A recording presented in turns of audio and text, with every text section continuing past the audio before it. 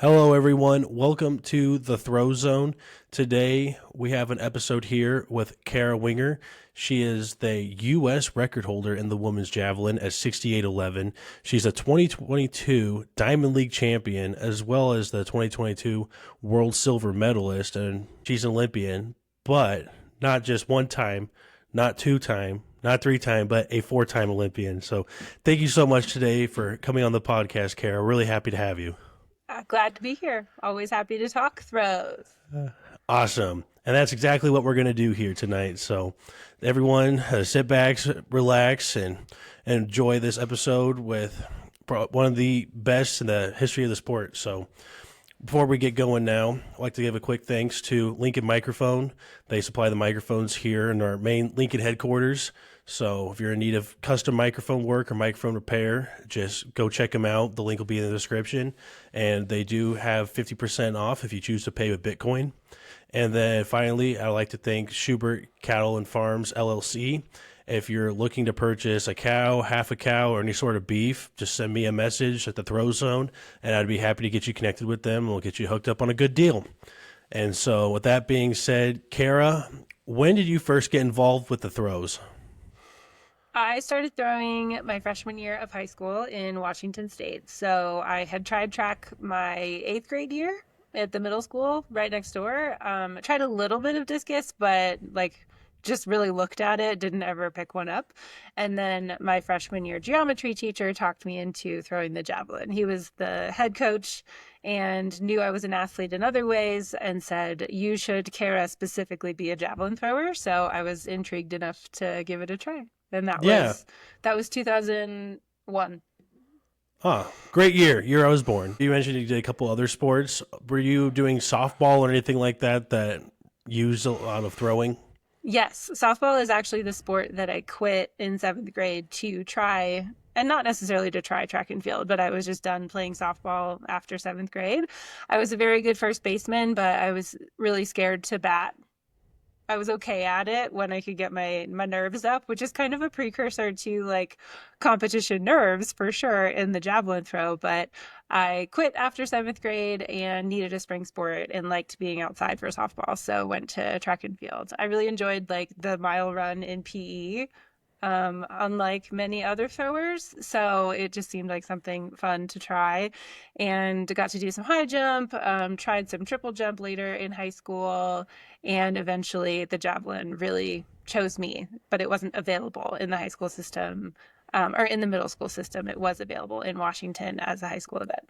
Yeah, because Washington's one. I can't remember how many states there are that allow javelin. I know it's, oh man, I think it's around a dozen or even under a dozen now. It actually was 13 when I was growing up, and now it's 22. It's Oh not wow. always, yeah, it's not always men's and women's. There are some states that only offer men's javelin, which is not great as a women's javelin thrower, but a lot more. And people like Capers Williamson in South Carolina have gotten their states to sanction the javelin at the high school level. So I live in a state, Colorado, that doesn't have high school javelin. Ah, Perhaps that's something that I tackle in the future, but it's a lot more prevalent in the high school system than it used to be. And when people make the argument if we had javelin in high schools, we would be better at it.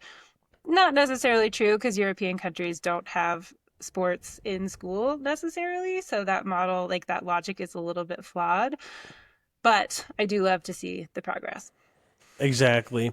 And that's something that I always thought was a really interesting topic, was talking about the difference and how the culture of the U.S. is for sports such as like track and field, on how most involvement we have in sports growing up is through the school system. It's not as much club. Maybe when you're really younger, like elementary school, it's not like you're going to have any sports for school. Mhm. But like you said, in Europe, it's completely different. Right. And I did try everything else too. I played soccer and basketball. I thought basketball was going to be my ticket, volleyball, but I refused to dive on the floor. But my high school kind of hardest sport I ever did, and where I really found my soul sisters, was swimming, actually. And swimming became really important to my training as I had a bunch of different injuries and needed to remove that impact from my body. But I did get exposed to sport outside of the school system as well. So it's somewhat ironic that me as a javelin thrower got there in high school, in Yeah. school. Yeah. Yeah. And so did you swim throughout high school as well? Swimming, basketball, track and field, all 4 years. Oh, wow. Yeah, and I have this distinct memory of rolling my ankle in a basketball tournament the week before my sophomore year state championships and losing my mind that like my ankle was swollen and I had this state meet that I like had a pretty good chance at winning, but learning kind of a resilience lesson through that, like make a plan, get the swelling down, wear a brace, it's probably going to be fine. And I won my first state championship and it was fine. But I am a pretty staunch advocate for multi-sport athlete, just continued involvement in a lot of different stuff. And now when I coach or when I talk to coaches about their athletes, I like to make a lot of parallels between basketball defense drills, layups, relating to the penultimate in the javelin. I work with some baseball players turned javelin throwers who I talk to about jumping into a batting position, and that's what the block is going to be with the lower body, but the posture is different in the upper body, kind of. But like a home run is much more applicable to the end of a javelin throw than pitching is, or even throwing a ball from the outfield. So I'm just really grateful to have a lot of multi-sport knowledge to draw from to help people understand the movement. Yeah, especially having your background in all those different sports, you can probably just go analogy after analogy, and you're able to really beat kids down and find what they know already and how to transcribe that to them so it makes Yeah, sense. you draw on one sport and their eyes are blank, and then like just keep going through those different sports and see what actually makes their face light up and makes sense to them. It's really fun. Yeah, right now I'm coaching some middle school throwers. This is my first year out of college, so a local school needed a coach and let me know last minute in the spring. And I'm fortunate enough that the company I work for lets me leave a little early to go coach them. And I'm coaching a lot of kids I've never thrown before and trying to find some kind of way to explain it to them. Because at the middle school level, you can't exactly just tell them like the exact, like, oh, you need to feel like a pull in your leg here and you need to feel a nice block in your hip. Like you have to really shorten that down because they're still figuring all that stuff out too. Right. They're like, And what's a hamstring? What are you talking about? yeah, and so I remember on the first few days I was talking about the power position, and I explained, I'm like, okay, so like in baseball, you swing, you use your feet, and it goes to your hips. Now it translates to your upper body. Who's played baseball or softball before? And they're just looking around, scratching their heads, like, none of us. And then it's like, oh, okay, well, scratch that idea. We have to figure something else out. Yeah, and so I guess kind of going back to your journey throughout high school, you mentioned that you had a pretty tough injury like your sophomore year with your ankle. Do you have any specific strategies that you used then that you think a lot of people could learn from for dealing with an injury when it's an inconvenient time like the state track meet? Yeah. I was also being very dramatic about my ankle. It was not a big deal. So that's kind of one of them, like feel your feelings and then move on. It's important to acknowledge I had some significant injuries throughout the rest of my career, and that's definitely a thing that's important. It sucks to hurt. Like, it's not fun. So be upset about it. Sure. Like, feel what it feels like. That's okay. And it's important to then address the issue and move on from it. Um, a big moment for me, another injury that I had was actually really weird. It was the like connective tissue in the fatty part of your hand between your thumb and first finger. I was throwing a men's javelin in the cold in Washington in the spring. It's not nice outside, and just something happened that I was like Joe Kovacs for a second. Like that part of my hand just like like Oh, it completely. puffed up. Yes, and it was super painful. Um, so I had to rest for 3 weeks, which is not the end of the world, but it really was just a waiting game. And what I did was throw left-handed, literally compete left-handed for fun. And I really enjoyed the process. I got beat, which I think was good for me at the time.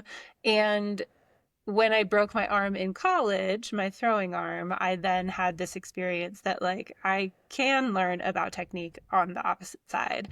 And people use opposite side training all the time in their actual training, even when they're not injured on their right hand. But I had never utilized it very much.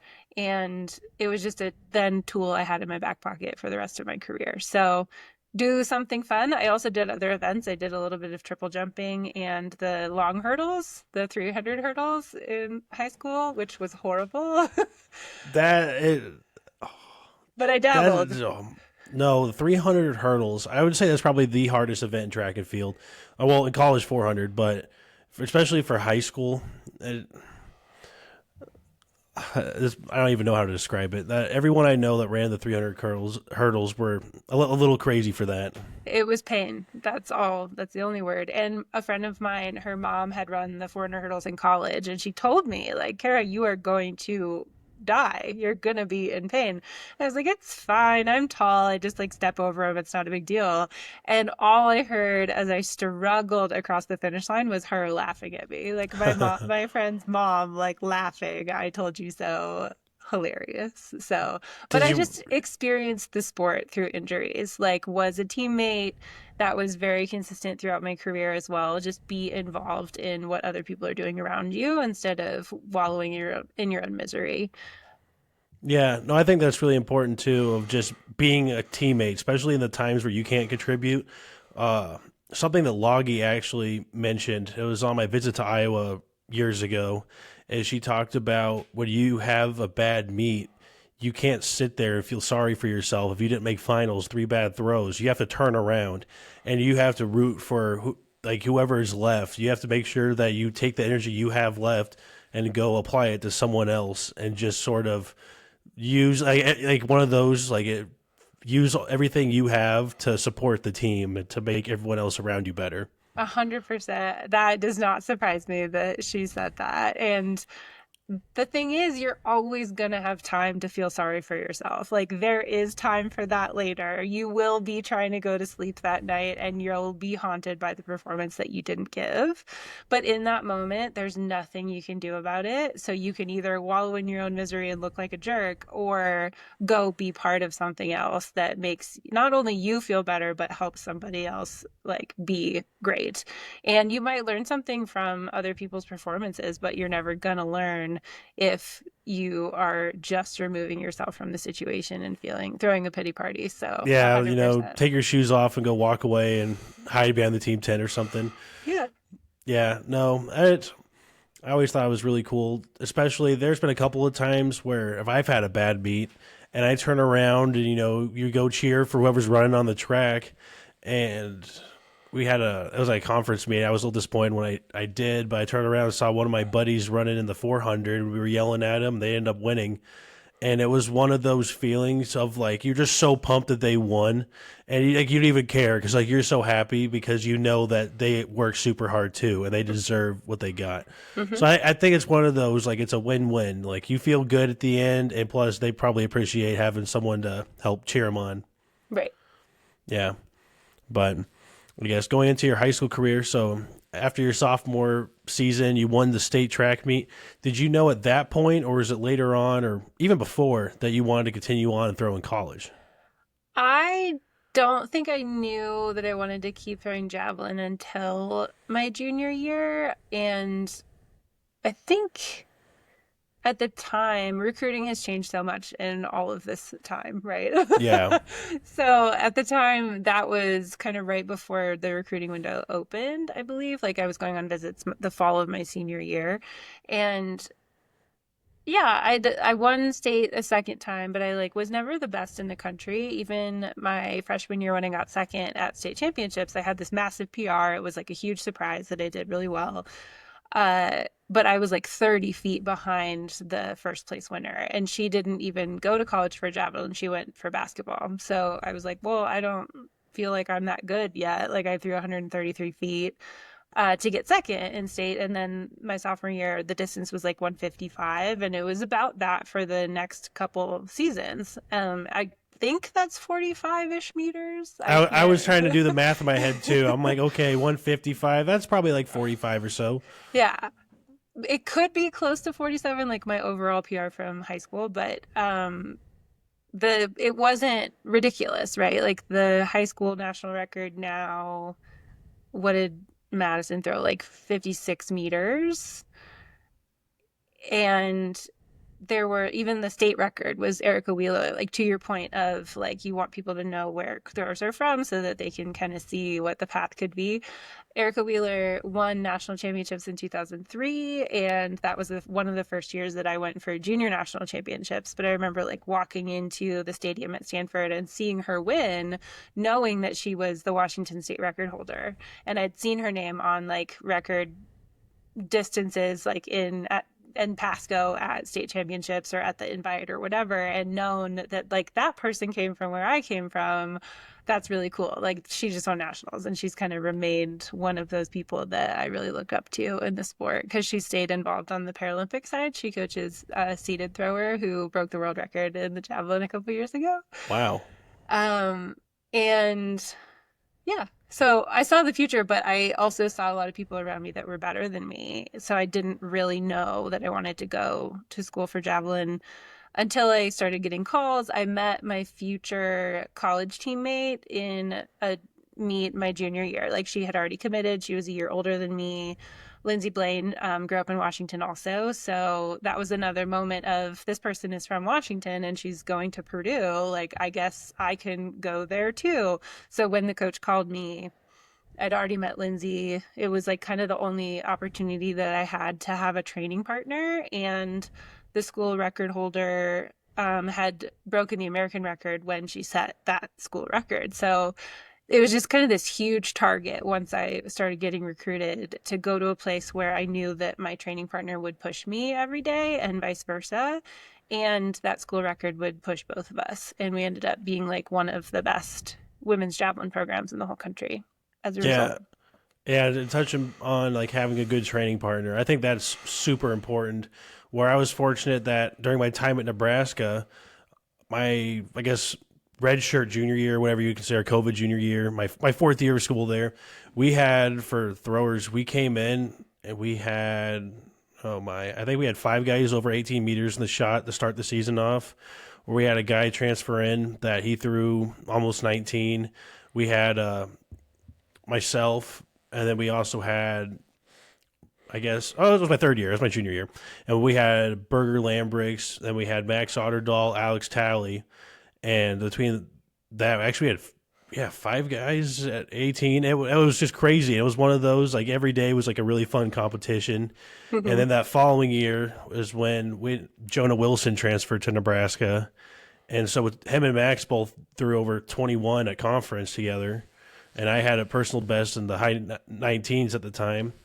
And then we had another guy around 18. And so training was just a constant battle. And especially those two were always partners together in their training. And it was always like, someone would throw and the next person would beat them by just a tiny bit. And even if it's not like, a real full throw at practice, even if it's a little like underhand throw at the end of practice or behind the back throw, it was stuff like that. And seeing that, it's really helped just really like solidify how important having a training partner is. I love it. I remember the feeling of racing Lindsay in sprints like at practice and knowing that if like we both wanted to win so bad.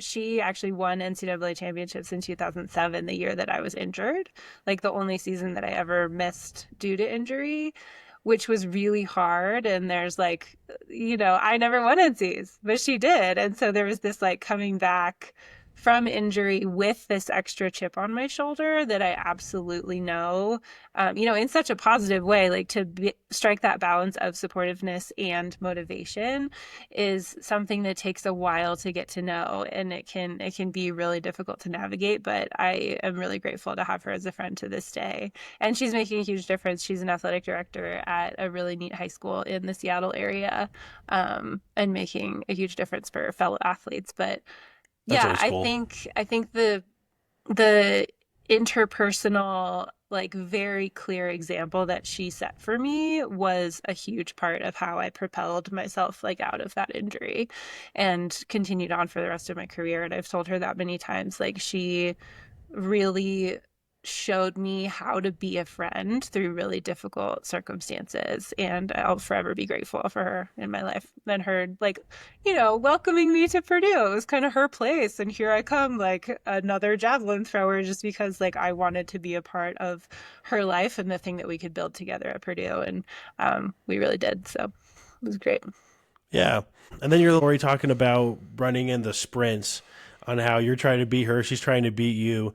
I had a similar experience. Alex Talley and I would lift together, and Alex was real strong. I was real strong, and it was sort of neither one of us were used to having someone in the same like ballpark to lift with, because it was his 1 year at Nebraska and I was there for a couple of years. I normally lift by myself, and we had one day we were doing cleans from the floor, and I went first, he went second, and we agreed on a weight. It was like, oh, we're gonna do like 315 on this set.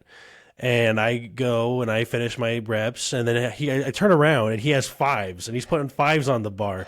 And he said, I was thinking that might be a little too late. I might need to add some more weight, And that drove me nuts. And so we would go back and forth and stuff like that all the time. And ended up making I got a lot better cleaning and the same sort of thing. So I think that's really important for, like, no matter what level you're at, just having someone to compete with. To raise the bar for sure. My super senior year, my 5th year at Purdue, after I made the Beijing team. So I made the Olympic team in '08 and then came back to school. And I loved that. I think it was really important for me to go back to like the cocoon of college. But there were 4 freshman girl walk-ons when I was a 5th year. Wow. And like I had been like Lindsay had graduated. I had been the only girl on the team on the women's side for the javelin for like that senior year, my redshirt junior year. But then there were 4 freshman girls who had tried out and been accepted, and they would like leave a little bit early for our repeat, like 100s or 200s or whatever. And I would let them. I'd be like, okay, you can cheat, that's fine, and then catch them, no problem, and like beat them on the sprints. And it feels so petty now, but it's also like very true to my attention to detail, like my show, not tell kind of leadership style. Like, I'm not going to say anything about you leaving early for these sprints, but I will catch you and I will show you that like form is over whatever you're doing in this like desire to win without checking all the boxes. So I love reminiscing on stuff like that, and you're able to channel it even when you're training alone in future years, because I did for a long time. I thought about all those experiences for the next 20 years of throwing the javelin. Yeah, and kind of bounce into that, talking about the difficulties of training alone, where there's no matter what sport you're doing, even if you're like a football player, basketball player, training in the off season, there's gonna be a lot of times you're gonna be alone, and I think a lot of people would have to agree that's probably the most difficult things to do. So during that time, how did you stay motivated, stay focused, and just be able to train without anyone actually being there with you? I am incredibly grateful for my big injuries for that reason, for the training alone reason, because when you're injured and doing rehab and forced to take it back to zero, you learn exactly how important details are and how much time those details can take, but the significant impact that they have on your athletic ability when you pay attention to them. So for me, training alone became just endless opportunity to feel my body in such detail that sometimes isn't possible when you're competing against a training partner, or the music is really loud and it's a party or whatever. Because I spent so much time in rehab scenarios that I learned exactly how fun that really, really focused effort can be. And I'm just very much a process person. Like every single rep matters. Every single time that I can use my left knee without pain is a celebration. And that sounds like dramatic and like too much and really romantic in terms of what the experience is, but it's always been true for me. And that started when I hurt my back really bad in 2007, and I literally was immobilized for eight months. Like I could Wow. walk, but I had a plastic brace that went from like my rib cage, my armpits to my hips. to prevent hyperextension, like never ever take it off, sleep in it, go to the bar in it. I turned 21 that semester. And kind of I spiraled pretty good, like emotionally, mentally, all that stuff. But when it came time to kind of dig out of that hole, I had incredible sportsmen professionals and just this opportunity to learn from the ground up in such an essential way, like core strength, core stability, understanding how it's supposed to move, where extension in the thoracic spine can happen and where it shouldn't in the lumbar spine. Just really simple things that nobody ever said out loud or I never felt in detail before that injury happened. And then I could take with me through the rest of my career. So, with all the extremity injuries that I've had since, to start from a place of core control and like real understanding of how that's supposed to go and kind of work out to all of the details of shoulder, knee, ankle, a little bit of elbow stuff, but not really, just kind of add details on top of details. There was just endless stuff to have a lot of fun learning about and applying in different ways throughout all the years that I trained by myself. Yeah. And so when you're training by yourself, do you ever find it relaxing? I love it. I have no problems. I'm a fairly introverted person, so the freedom to just super nerd out in my own head is something I really, really, really enjoyed. It took a while to get there. I think there were a lot of years of too many bumps and bruises. Like if you have one thing that hurts, you're fine as a thrower. Like you can figure it out. If you have 2 to 3, it gets really hard to enjoy a throwing session. Yeah. So I'd say 2014 to 2017, I really struggled. And that was the time period that my husband retired. He was my training partner for a long time. Russ Winger, 2129 and 6604. He's amazing. And we trained together at the Air Force Academy here in Colorado Springs for quite a while and in Chula Vista before that. So I missed him. I was training remotely with a coach for a lot of years, and that just got to be too much for a while. But then I kind of made a change and revitalized the career after that. So it was hard. It's mostly hard when multiple things are hurting. Otherwise, Yeah. I can kind of take it back and address those issues and really enjoy the alone time. Yeah. No, as crazy as it sounds, COVID that occurred during my freshman year, that was probably some of my favorite time for training, where all our classes were online, and when my schedule was set up, I was like 8 to noon, I was doing class, and then after that, sometimes one of my friends would come throw with me. I was a freshman in college, he was a senior in high school, and he still wanted to throw, even though he lost a season, and we would just meet up at, there's a middle school not too far away that they didn't have any their throwing areas weren't locked. Some of the other places in Omaha were that way. And we would show up, and sometimes we would have a speaker, sometimes we wouldn't. And we would just go and throw in the sun, and it was like a little breeze, and it was next to a golf course, so it was like a lot of like nature going on. Mm-hmm. And it was just so relaxing. And then the weight room situation, we were allowed to have 10 people in at a time at the nearby gym. And so it wasn't super crowded. You could just kind of do your own thing with your headphones on. And there's a lot of horrible things that happened during then at that point. But again, the training part for me, I loved it. It was just so nice. 100%. And I agree. Hot take. I loved COVID, like summer training. Because Russ put a squat rack like the Sorinex off-grid rack on our deck, our old deck. So I called it muscle deck, and we just lifted outside all the time. And I that would feel loved nice. it. It was so fun. And that was exactly the test, right? Like how much do I love it? How much do I just want to see how good I can be in this period of like no pressure to do it? Yeah, there's no one to hold you accountable, and Yeah. you are having to be very entrepreneurial for how you're going to train and where you're going to train. Right. Did it change some of your thoughts on technique? Like, did you have more time to sort of explore like how you felt about the throw and change stuff? Oh, for me, yeah, actually, it did a ton. One of my buddies I was working pretty closely with, that we were talking about technique, and we would kind of just we would train together. He was primarily a hammer thrower, so shout out to James Joycey.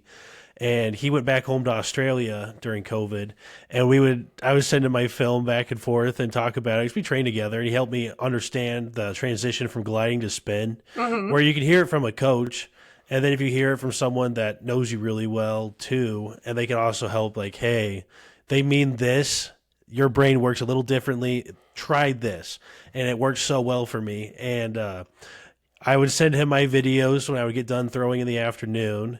He would just wake up around that time in Australia, see some of my videos, give me an idea or two, and then I'd go to bed and wake up, read his responses. And Yes. then so we had like it was like writing letters back and forth, and it was like what'd you think of throw number 3 that I sent you? Not so bad, right? And then it was like, oh, you should do this. And then the next day hits. I'm like, oh, why didn't I think of that? And so that little delay was nice too. Yeah.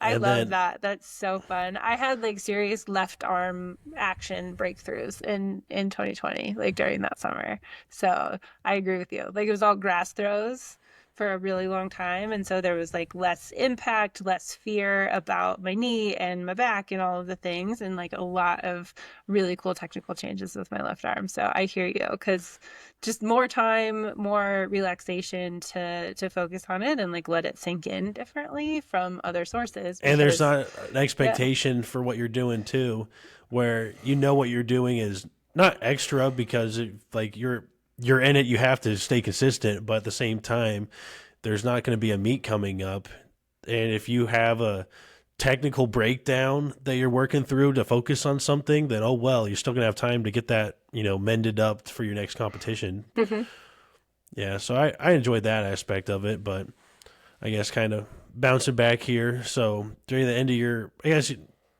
even your last year, but second to last year over at Purdue, when you made the Olympic team, was that something that you expected for the beginning of the season, that you set out and that you were going to do it, or did it come more as a surprise?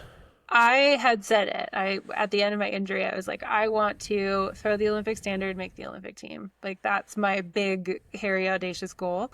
And my PR was 56:19 from my sophomore year. The standard was 61 meters, which tells you something about like the time that it is now. 61 even. I'd thrown 56, and when I threw the Olympic standard, it was at Big Ten Championships that 2008 year. I What a great fell. time to do it. Yeah, I fell on my last warm-up throw. Like I caught a spike, the hilarious videos. Like I stuck my feet together, sprained my left wrist, like pretty bad. Like it started swelling in front of my eyes, and then on my first throw, I had a 5 meter PR to throw the Olympic standard. Huh. I wonder if you had some crazy team of sports scientists right then at that moment. I wonder if the left wrist was almost a distraction to think about what was going on, to where you could just loosen up because of the lack of expectations, and that's what helped you get that big throw. 100%. And my coach didn't let me take any more throws. Like I like stayed warm, but he was like, "You're done for the day. Like you have your standard. Like you Yeah, have one." exactly. Go get some water, sit down, have a snack. Put ice on that wrist. Like it really affected training between Big Tens and national championships, because I like couldn't catch a clean. I couldn't do all the things. But 100%, because that is kind of a standard thing in my career. Like I've had to be shaken loose. It's really difficult to manufacture it like that naturally happened. Like the distraction, the like what is actually important. If I am I focusing on the pain, so I'm not as focused on like hunkering down at the very end of the throw and ruining everything with the tightness. Yes. So 5 meter PR, 61:56. At the time, it was the American collegiate record. So the furthest an American woman had ever thrown in the NCAA. But an IU girl, Irina Kirin of, I think, the Ukraine, through 62:02 or something like Wow, that, or like 61:82. So I wasn't the collegiate record holder, but I like was the American collegiate best at the which is time. still cool. Yeah. Yeah. Yeah. No, I had it wasn't as traumatic, but my junior year of high school, we had like the little summer USATF meets, the little for fun things. And I was signed up for a summer meet, and I forgot that I had the ACT signed up for that day.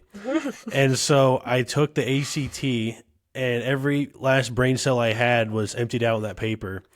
And it was at my high school, but the problem was the meet was on the opposite side of town. It's probably like a 25-minute drive without traffic, just zooming on the interstate and all that. And I got there. They were delayed. I made it in time to put my shoes on, stretch quick, and get in the line and throw. And I had a 1.5 PR in the shot that day. Oh my gosh. And it was one of those, I was just so thankful I wasn't thinking about reading a paper. I didn't have to, use any critical thinking. And I was just a glider. So, smack yourself a couple times, hope for the best, stay in the circle, and say, and see what happens. And the freedom that you felt in that moment. 100%. Yeah, it was just, I was just so happy to be there. I could care less what was going on. And I may have even PR and discus that day too. I can't remember. Just remember same circumstance. I wasn't even thinking about technique. I wasn't worried about how far it was going. I've never thrown there before. And it was just something else was distracted me. And that was the lack of brain cells I had left. My two other ones are I missed the bus for national championships in 2010 in Des Moines. Like I was late getting down from my hotel room. And so I caught a ride to the track with some strangers who had also missed the bus. And they came to watch me. And that was the first time I broke the American record. Oh, man. It was so cool. And then in 2015 at World Championships, somebody took my credential from the warm-up area before the final. So the first final I ever made, I had my credential on my backpack like everybody does, right? Like you tie it on the strap at the top. And I got back to get my stuff like right before I went into the call room. And you have to have your credential. Like they take it from you. That's how they know that you check in. And my credential was gone. Like my backpack was there, but my credential was gone. And I had like 3 minutes to get into the call room for last call. And I was like, this is it. I'm not going to get to compete in this final, the first one I ever made. But the staff, like one of the medical staff, like ran under the stadium because one of the 4x1 like medal recipients had taken my credential to like go to the podium. And they got it and they brought it back. And I was like standing outside the call room when they like ran up and had my credential for me. It was crazy. Yeah. Yeah. A couple minutes, that could have been a completely different outcome for the day. Yep. But all you can do in that moment is just, out of my hands. Like, what am I going to do? I just have to trust that this is going to work out or not. And I've done everything that I can do in this moment. But then I would have liked to do better, obviously. But being top 8 in my first final was a really good start to making the few finals that it did at the global championship level. Yeah, no, that's a crazy story. And even the one over at Des Moines, were they big track fans or were they like more just kind of happy to have something to go to? Well, they were there for the meet. So they were Kansas Jayhawk fans. Their names are Kurt and Sylvia Grunbacher. I email Kurt sometimes still, and he like threw in the Masters for a couple years. But they had a minivan, so they'd driven from Kansas to Des Moines, and they just wanted to take the bus from the hotel for like parking reasons, right? Like easier to get on the bus. Yeah, Drake is pretty full. Right. But I like heard them, and if anybody listening is in a relationship or married, like you know what it sounds like when a couple has like missed the bus and it's one of their faults. Like that was like happening in the parking lot. And so I just like my ears like perked up. Like I have my javelins, I have my shoes, I'm going to compete. This is 2010. It was before Uber. Like it's just not a good situation. Yeah. And I was like, hey, if you guys have a car, because I heard them saying like, well, should we just drive? Like this is dumb. And I was like, I have parking money. If you have a vehicle, like, let's do this. And we got really good parking for free. Like, we just happened to get there at the right time and park no problem. And everything was great. But they were there for the track meet, but they had no idea who I was. That's really awesome. Fun. I bet there's so many people that have heard that story from them. That maybe. And then if you think about it, too, from their perspective, even like watching like your accomplishments and like throughout the years, I bet it's like oh honey, look, it's the girl we picked up in the van that one time. Look what she just did today. You know, that's awesome. Yeah, it was really fun. And I saw them. I know they're track fans because again, he competed in Masters for a little bit, and then 2018. It was either 2018 or 2019 when USA's Roy Drake again, that he was there watching, and he walked up to me and he was like, Kara, I don't know if you remember me. And I was like, Kurt, what's up? Like, Oh, how that's are you awesome. doing? It was so fun. So yeah, maybe. But I tell people the story too. So it was a really special Oh, day. yeah. And the track community is so awesome. Hmm. Like everyone that's like a following track or just a fan of it, it's kind of like their own little niche compared to other sports. It's that where everyone's typically in a good mood and happy to be there, just happy to be around. And even I was at Drake last weekend to watch the shot put series, and even the year before, I saw these guys. They have they call the victory melon. Have you seen that online? I saw it this year for the first time, and I was like, actually, Justin Pong he's the seated thrower, the world record holder that I told you about. So he won Drake this year too. And he had a picture on Instagram with the melon, and I was like, Justin, tell me more about this melon. Like, what are we doing? So, yes, I know what you're talking about. Yeah. So last year, these kids were students at Drake, and they heard about like the meet. They thought it was really cool, and they wanted to do something about it. And so they wanted to have whoever won the shot put throw their melon. And so they had like this year they really scaled the budget up. Like it was a whole production this year. But last year they were walking around, and I happened to be sitting with Max and sitting by his family, and they were looking for Peyton. They were like, "Oh, he's over there." And they got Peyton to sign it. And they're like, "Peyton, can you throw our melon?" And if you know Peyton, you know he had no issue with doing that. He thought that was No. so funny. And it's just so cool. Like, like these guys, they didn't have a track background. At least they never told me they did. And now they're just, they're fans, and it's a great time. And I feel like a lot of people just have one little like funny encounter with the track and field community if they're not part of it. And they're like, oh, this is awesome. And then they Hmm. just that's new track fans are made. That's so fun. Do you know if anybody in the World Shot Put Series crowd was like brand new to shot put? Because that would have been super cool. It looked so It fun. was packed. It was a great time. It was something that my fiance was super happy to get involved with.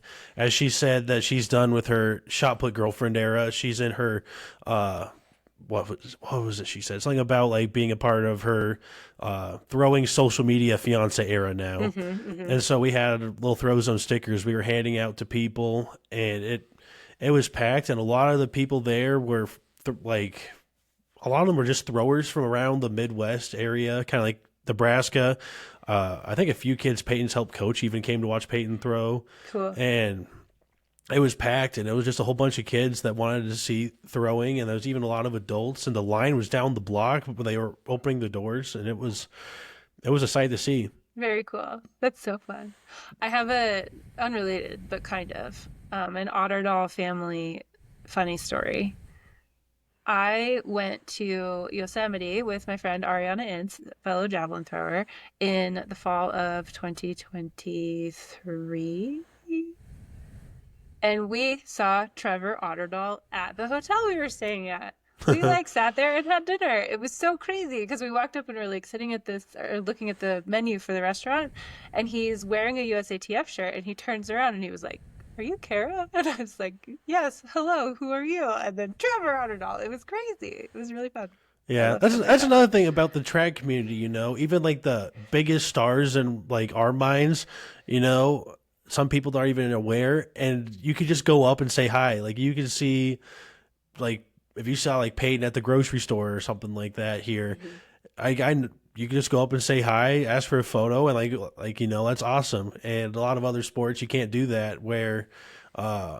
You can see like professional athlete out at dinner, you ask to take a photo, they might turn you away or say leave me alone, or Yeah, never gonna happen in the throws. Yeah. yeah, exactly. And next thing you know, you're talking to him for half an hour, and Oh, they came yeah, in. He and his fiance came and sat and had pizza with us. It was great.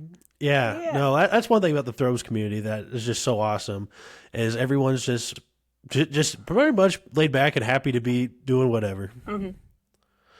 Yeah, but I guess kind of going back here. So first Olympics, you talked a little bit about that, and then going into your second Olympics, how was that different for your preparation or just overall like mentality going into that compared to the first one?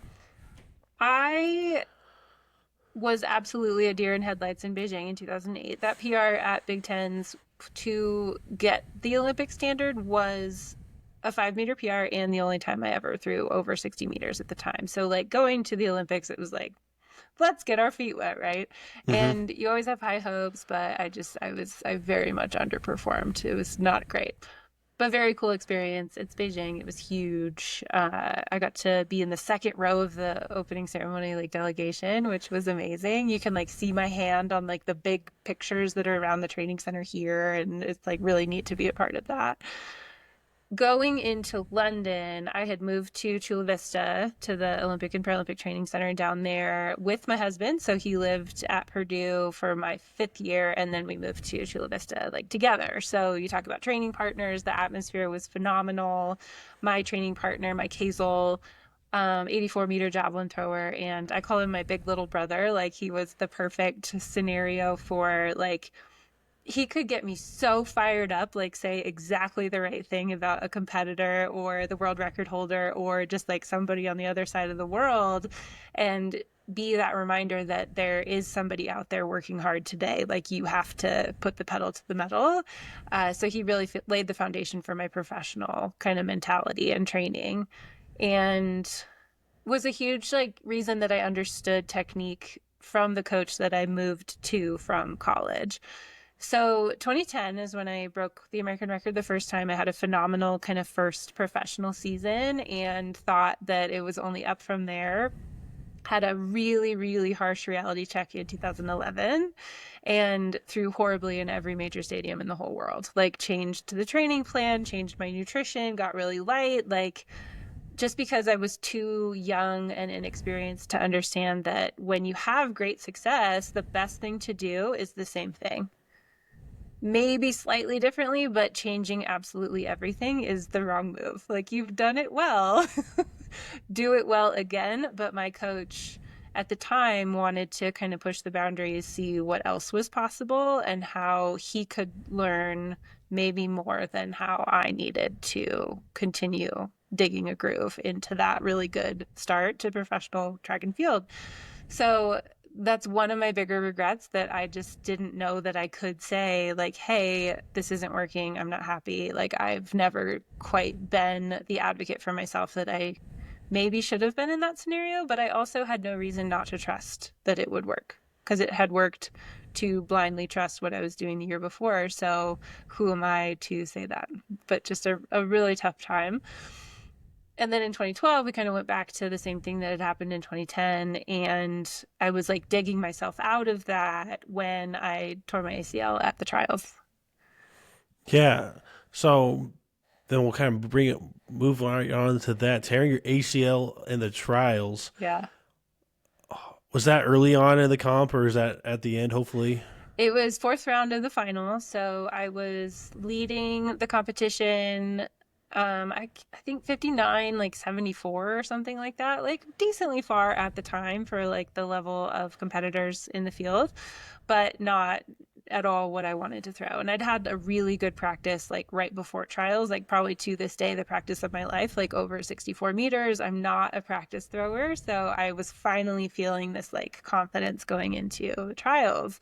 And I just wasn't hitting the block that I wanted to. And what I know now is there's a lot of things that happened before that, but at the time, my only real tool to fix that was just to fire my quad harder at the block. And I was forward, I'm rushing my right foot, so I'm pitching my upper body forward and landing on top of my block leg instead of behind it to then climb over that ramp. And my knee shot inward, valgus, like tore my ACL non-contact. And I didn't know what happened. It wasn't what I had ever imagined it would feel like to tear an ACL, because the only people that I knew that had done it destroyed everything in their knee. And I happened to only tear my ACLs, like just the one ligament through the middle of the joint. So it wasn't as painful as it could have been, but it was definitely like no more throwing that day. It swelled like decently right away, but no one could really tell me what was wrong until like a week later. But the thing that happened, like I was leading, and then Brittany Borman of Oklahoma at the time had a PR in the last round to throw the standard, like on her last throw at trials, like super cool, magical moment that put me into second. But like I still made the team. It was fine. I'm not really worried about it. I'm more worried about my physical issues. And Turned out I tore my ACL. Didn't find out till like 5 days later, until the actual MRI happened. But nobody was an alternate, which, remains true to this day. Maggie Malone was the only one to go to the Olympics in Paris, on the women's javelin side, because she was the only one that qualified. So those things had like been happening, but London was the first time that we had 3 women on the roster in my experience. So there were only 2 in 2008. There were 3 in 2012, which was really exciting because I want the floor to come up, right? So if I didn't go, though, nobody could take my spot. There wasn't a 4th person that had qualified, and therefore I went to the Olympics and I threw on my torn ACL. Yeah, and then you just have to wear like the super knee brace at that point, or how did you deal with that? The big old knee brace, the Don Joy custom ACL brace that you see linemen wear in the NFL, and college, obviously, but like lots and lots of tape, lots of rehab to kind of practice. And what that ended up doing is, I think, making me really hesitant in a lot of ways that had ramifications after the Olympics and after surgery. So I don't regret it at all, but I am very aware that it probably derailed some of my progress, like post surgery. And I don't know that that is completely true, but I had a lot of fear for a long time, and part of that was how much it hurt to hit a block with a torn ACL. Yeah, I can imagine that would definitely sting for like bare minimum there. But then did that just keep you even more motivated to make the return back for the Yeah. following Olympics? Yes, and you can't be a 2-time Olympian without going to the Olympics a second time, and so I really have no regrets. It was a very cool experience to be, Beijing had been so big and so different, and language barrier and just all of that stuff, but I feel very strongly about the world perspective, the global understanding of what being a javelin thrower has been for me, and the Olympics is a huge part of that. So experiencing the earth is a big part of what I loved about being a professional track and field athlete for so many years. And London was really, really cool for that reason. Like, you could navigate the city really easily. I have a distinct memory of like cuddling a puppy in the mall that you walk Oh, through between like the track between when I had competed in qualifying and then walked back to the village. And I was just like crying, walking home. And there's this puppy, and the person like let me cuddle the puppy for as long as they wanted. And that community all over the earth, that like these people are at the mall that was built for the Olympics, and they're just kind of spending their time before they go to an event. But to see an athlete in a really real scenario before I then like showered and went back and cheered, like we've talked about before, and offer kind of that comfort despite being on different teams. Like, they're UK fans, but they see an American and they're like, here's a puppy. Like, that's really cool. So I have no oh, regrets about it. yeah, no, that's a really cool story. Thanks. And yeah, Rio 2016, I loved it for very similar reasons. Like, that is one of my favorite Olympics. Tokyo was my favorite for a lot of reasons, but Rio is a very close second. And it was the first Olympics ever in South America. So I was on this train one day going back to the village, and it went past the area that it used to go to. And Rio's real different, right? Like the favelas and all the poverty, like the Yeah. just construction that happened was like last minute. It almost didn't happen, like all of these things. But all of the humans on that train that lived there started applauding when it got past this one spot. So the infrastructure change for that community was so evident in that moment. And again, I was like, this matters. This is not about sport. It's about like the experience of the earth and of the fellow humans that like also care about sport. How cool. So I loved it. Yeah, no, that is awesome. Yeah. But Yeah. again, like that was the Olympics where I threw the furthest ever 13th place in history in the women's javelin, which was really hard. Yeah, I bet that's always rough when you perform exceedingly well, except a whole lot of other people also have like the throw of their life or whatever. And so then you're still like pumped about your performance. And then a part of you is like, dang, like why couldn't that have been like a couple years ago or where that would have done so much better? Yeah, they got pretty close in Paris actually, like to that mark. I think it was like 60-42 or something like that, was 13th or was 12th. So it was like within a meter, but uh I the funniest part of that whole thing is Catherine Mitchell. She's the Australian record holder, 68.92. She's actually the world record holder in that age group, so 35 to 39. She's the one that's thrown the furthest ever. I'm the second to Catherine, like in that age group. And she's always been my age example because in Rio, she was 36, I was 32, and she'd had this season that was like phenomenal. So we were both in flight two of qualifying, and I remember so clearly it being the third round. She was behind me in the order, and I was like, if I do not make the final right now, Catherine will. And she did, and she passed me. So I got home, and all of my friends were like, that damn Australian. It was like, no, no. Like, I understood what she Like was it going was to do. And I told her that later that season, like, because she kind of, she's wonderful. I adore her. Like, we're good friends as far as competitors in the world, right? And spent a lot of really cool time together in different places around the globe. And I said that to her, and she was kind of sheepish, like, I feel bad. And I was like, no, no, like, I completely understood where you were at as a competitor this season, and I'm really proud of you. Like, that's super cool that you did that. And she went on to do pretty well in that final. Um, she made the Paris final at 41. She's amazing.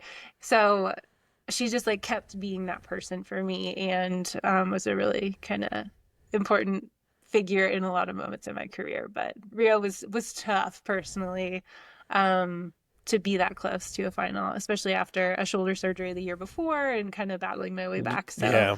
that's kind of the story of my life. Like battle back, maybe not quite the right timing for the Olympic Games, but some really cool timing for other seasons. Yeah, and then especially with your last Olympics being, 2020, well, 2021 technically, Mm-hmm. how are you able to deal with that of planning on 2020 happening and then COVID hits and then it's just a whole bunch of uncertainty of when this is going to happen or if this is going to happen? I like to sort of refer to it as Olympic privilege. Like it's really cool to hear you talk about how much you enjoyed training in 2020 because I feel like a lot of younger athletes like didn't really understand what the stakes were, right? Yep. Didn't have like a full knowledge of what you were shooting for. And I absolutely understood like what it would feel like, how I needed to train, what I needed to feel like in that season prior to the rescheduled Olympic Games. So I've been so impressed by how people that are much younger than me and who didn't have that perspective understood what to do in that time period and really enjoyed it and made it their own. It's really cool. Um, it felt like a gift. Obviously, postponement rather than cancellation of the Olympics, like, was the gift. But I was looking at the end of my career. Like, I had decided in 2017 that Eugene World Championships that were supposed to be in 2021 would be my last World Championships. Like, that was, I want to be home soil.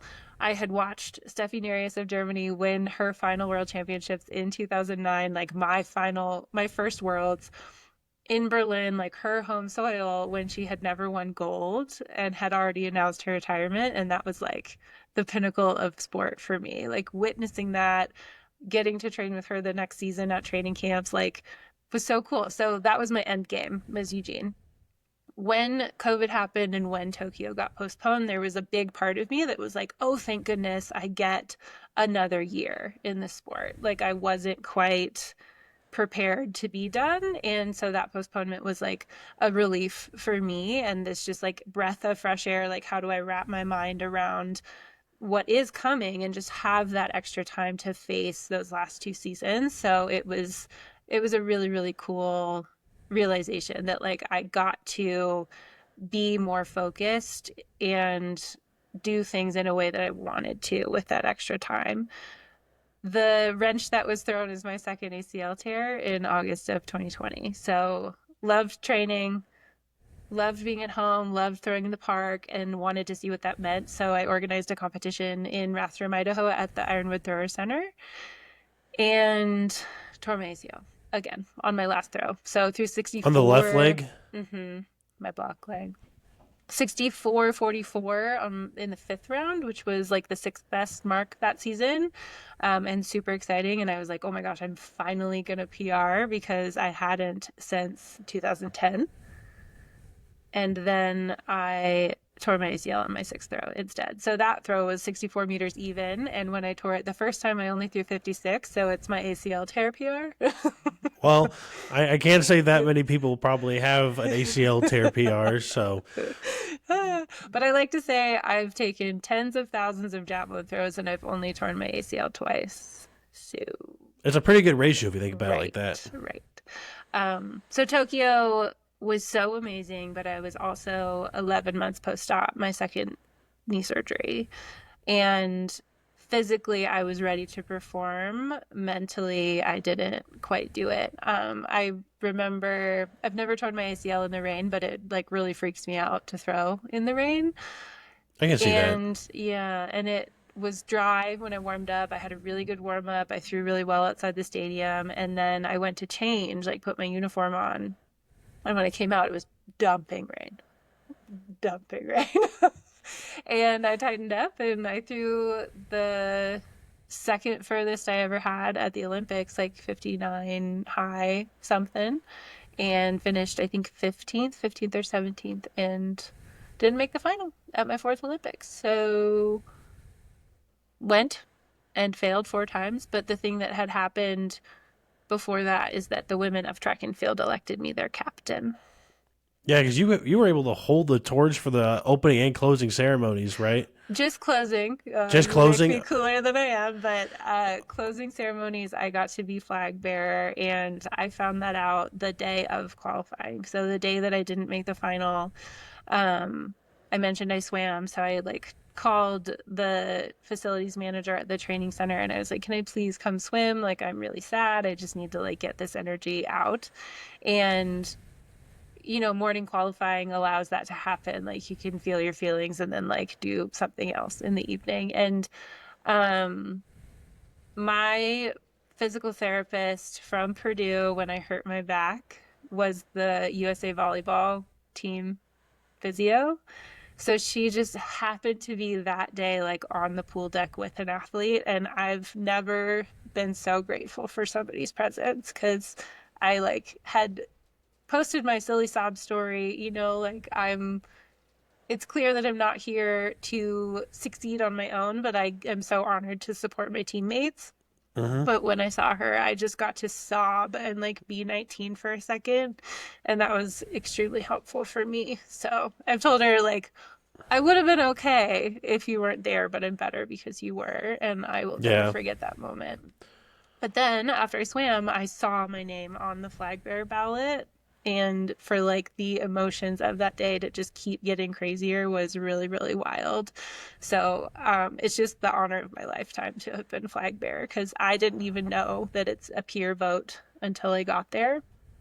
That's awesome. And that's Team USA saying like, you non-medalist, non-finalist, like also matter on this team. And I just want every other person that has ever not lived up to their own expectations to hear that. It's really, really important to me. Yeah, no, that's awesome. But thank you for sharing that. I think that's something that a lot of people can get big takeaways from. Yeah. I cry every time, so don't worry about me at all. Okay. No worries. Feel your feelings, you know. But then I'd say, then I guess for this last season that I guess that was like, last summer when you came back to make your return, that video of you getting your javelin back from the museum, I think is probably one of like the greatest videos ever made. Thank you. Yeah, that's something my fiance told me beforehand. It's like, okay, you got to bring up the video. That's probably the coolest thing ever. She's a swimmer and doesn't have a background in the throws, but last couple of years, she's really been learning.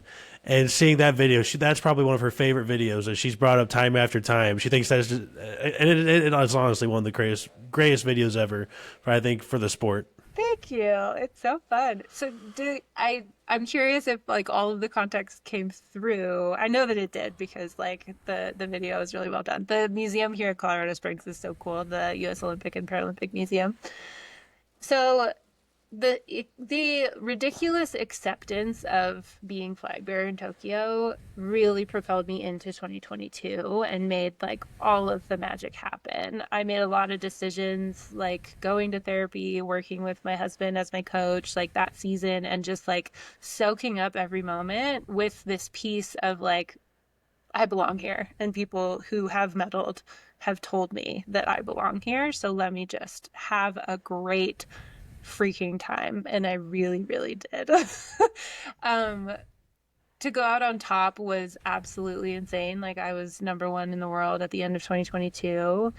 And I still just needed that freedom of less high pressure competitions to really be my best. Like I'm not a championship competitor, and that's okay.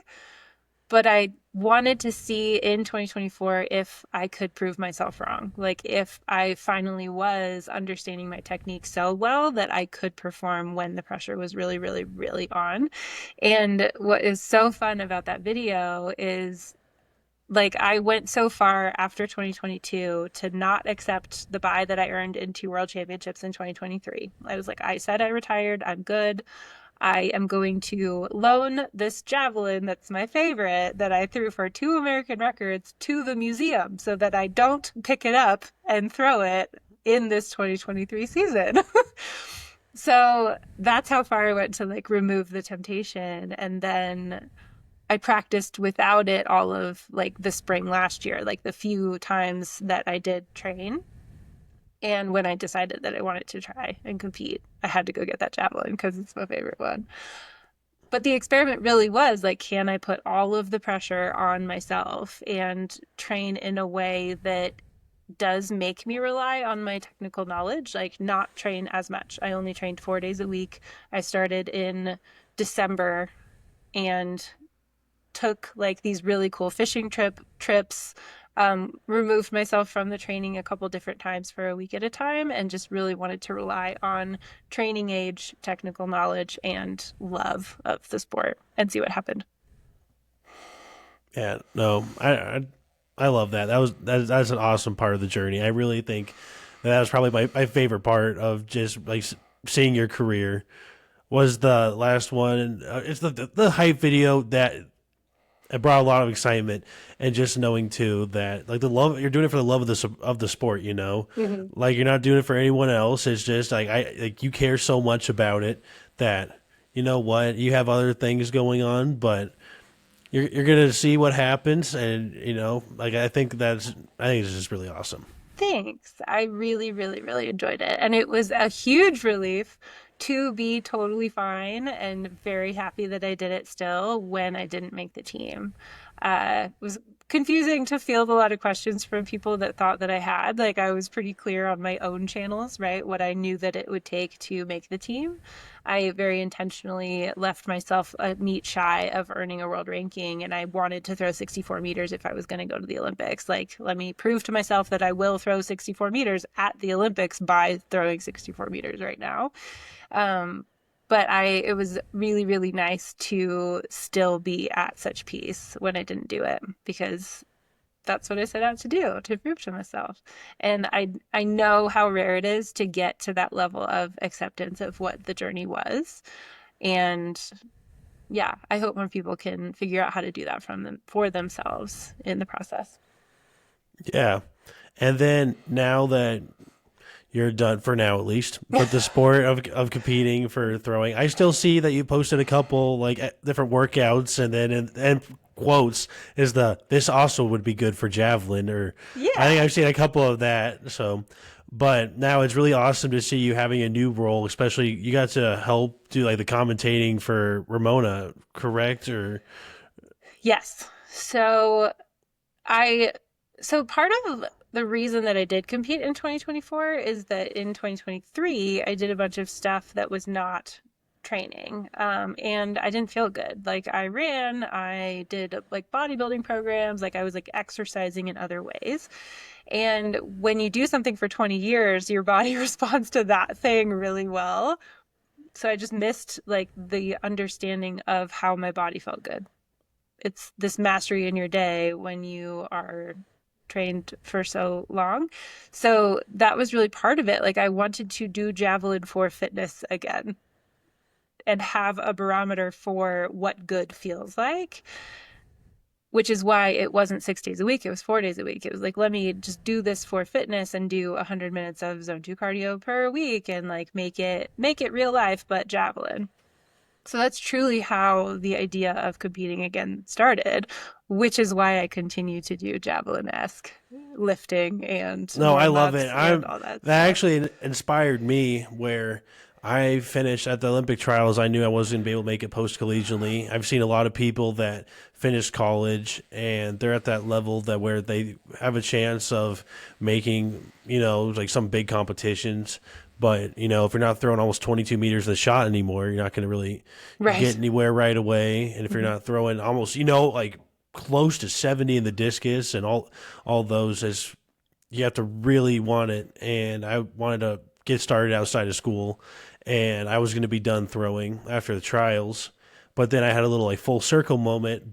One of the club people for Nebraska, like the high school track clubs, middle school track clubs, were hosting a meet at Nebraska's outdoor track. And keep in mind, this just got built a couple of years ago and is still being built. I never had to have an outdoor home meet at Nebraska my entire Oh, life. dang it. And so they asked, I wanted to come back and throw.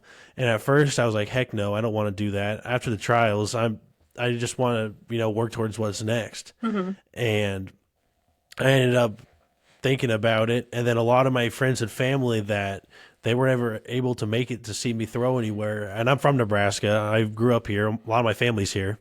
And so we ended up, I said I'd do it. And it was more for fun I not like high stakes. There was one other competitor in my age group, Hmm.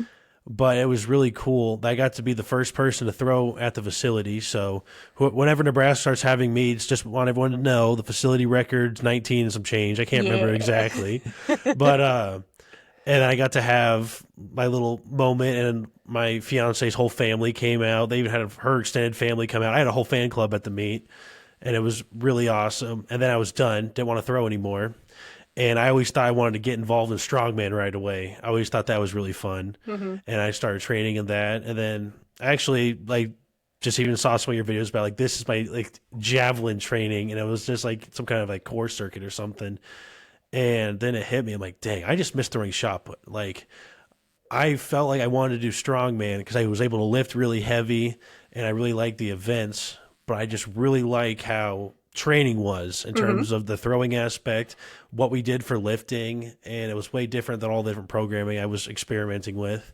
And so I actually went out and bought a shot put, and now I throw with my middle schoolers every once in a while. And Fun. then Yeah. I've kind of abandoned my original strongman philosophy that I was working with, and it's more similar to what I was familiar with coaching. Well, with our like different seasons with Coach Sinclair. So That's amazing. I love that.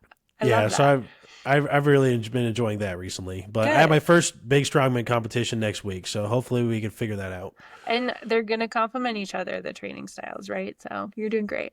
Thank you. You're very welcome. Yeah. So I also have roles with Throwtown Ramona. I got to be the flight coordinator last year, kind of last minute when the first time the world record got broken, which was crazy.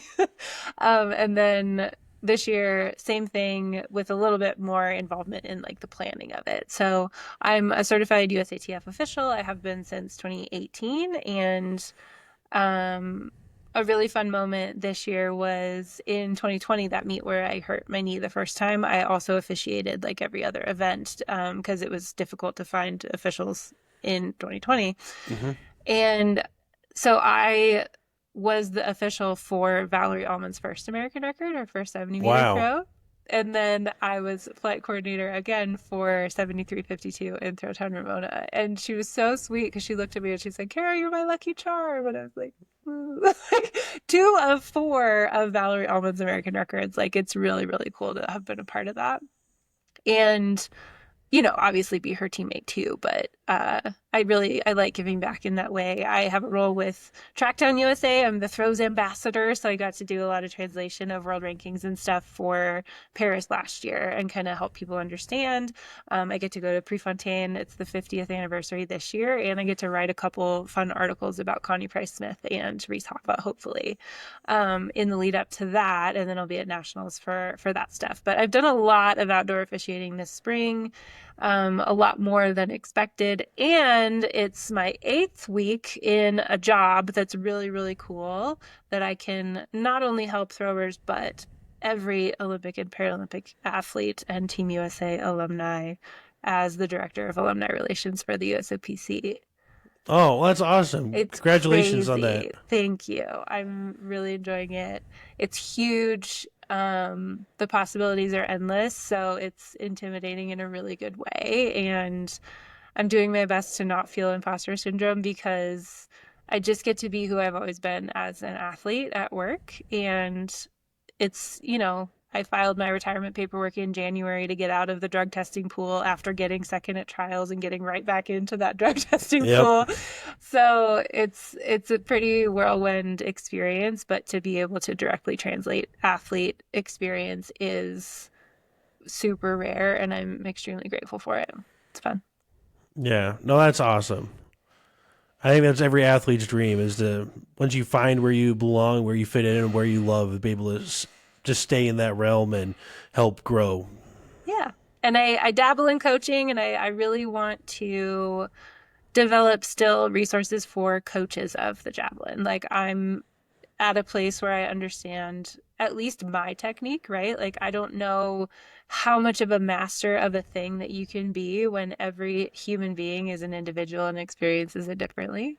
But I can, like we talked about, translate different sports into technique and try to help people who have very little experience in the javelin, but might know the heavy throws really well.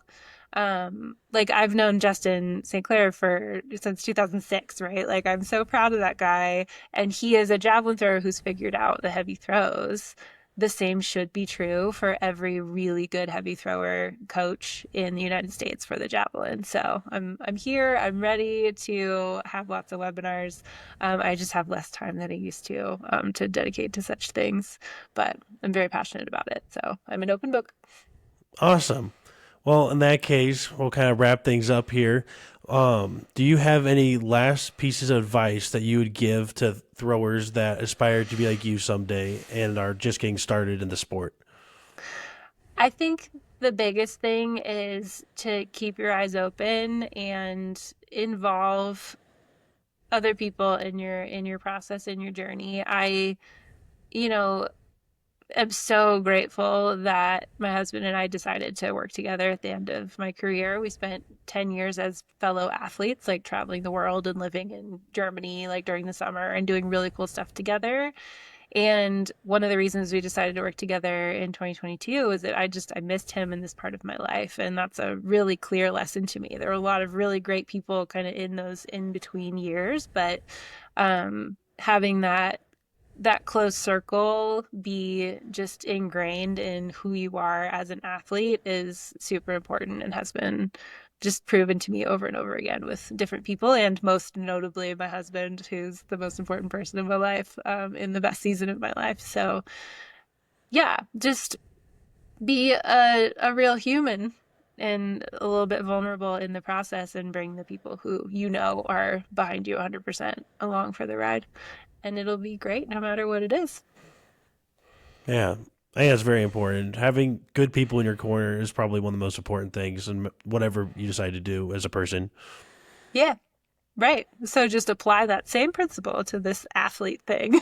I Yeah. think that's where we get in trouble, is like it's because my like 2017 to 2021 coach, Dana Lyon, she was the Air Force Academy coach at the time, and she has been my friend since we were both at Olympic trials in 2004. So that she really started that train of like, she showed me what it was to travel the world and work with a loved one.